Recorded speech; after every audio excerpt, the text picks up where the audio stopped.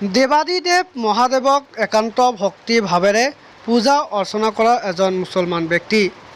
নাম এখেতৰ চাইবুৰ আলী, ঘৰ গোলগঞ্জৰ চাপৰ বালাজানত।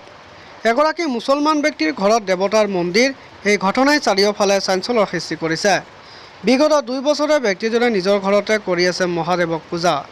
ভগৱান মহাদেৱে হেনো এখেতক বহু কিবা কিবি দিলে। প্ৰত্যেক দিনাই এই ব্যক্তিগৰাকীক সাক্ষাৎ কৰিবলৈ বহু ভক্ত আহে আৰু ভক্তসকলে দাবী কৰা মতে এই চাইবুৰ আলী নামৰ মুছলমান ব্যক্তিগৰাকীৰ কাষত আহি কিছু বিধান লৈ বহু ৰোগৰ পৰা পৰিত্ৰাণ পাইছে।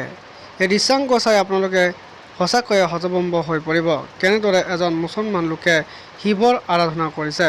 প্ৰত্যেক দিনে বহু ভক্তই তেওঁৰ ওচৰলৈ আহে। আমরা দেখি আর কি আছে, বস্তু আছে, দেবতা আছে, মন্দির আছে ঘরত, কিন্তু নিজে নিজে জাগে। অত পৌরসভা হয়েছে যে কবরে ঝুলিয়ে, আর রুগীও আসে 2-1টা, ওটাও আমরা দেখি। গাঁও গ্রামত যখন থাকি ওটা তো দেখা খাইবে। আসিয়া যে রুগী একটু নষ্ট ভালো হয়ে গেল, ইনশাল্লাহ কোনো অসুবিধে নাই। যে কোনো এমনিতে বেমার হলেও এটি ইনশাল্লাহ অনেক রেহাই পাবে আর ভালোও হবে। আমার দীর্ঘ বিশ্বাস আছে আর কি, যেটুকু নিজে স্বয়ং দেখি তো, এতটুকু আমার ভাষণ।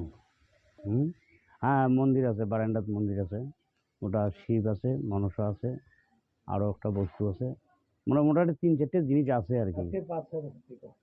এটা মোটামুটি 6 বছর, 6 বছর হবে।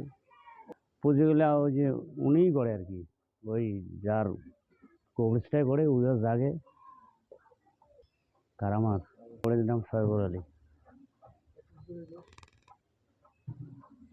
অত দেবতার দ্বারা সব কিছু কাম হয়, ইনশাল্লাহ ভালো হয়ে যায়। আর গ্রামের নাম হল চাপড়বালাজন, এতটুকু আর কি।